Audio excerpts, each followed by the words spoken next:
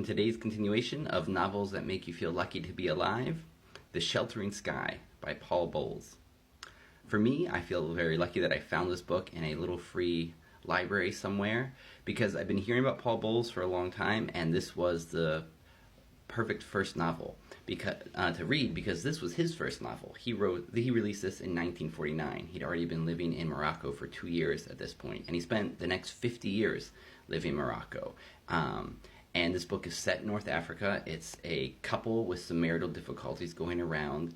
And the storyline is interesting. The man gets in some scrapes, but it's the hypnotic power of the book. The writing is something really special and hard to describe. But it's a sense that he doesn't always fill in the gaps. There are holes in the text where either later you figure out or you never get to figure something out. And it's that sense of mystery that occurs in real life where you never actually get to figure anything out. So it's a really amazingly well-written book, especially for it being his first book. This book is actually usually on top 100 books of all time. The Modern Library has it on that as well.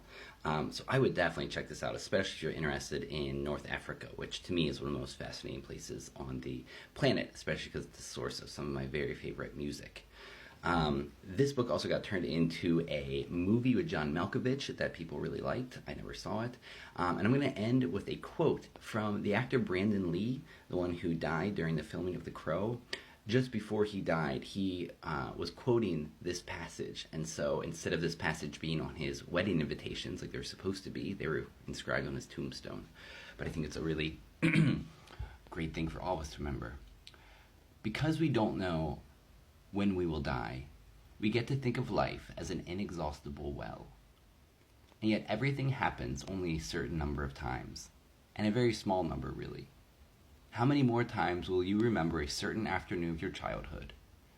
An afternoon that is so deeply a part of your being that you couldn't even conceive of life without it.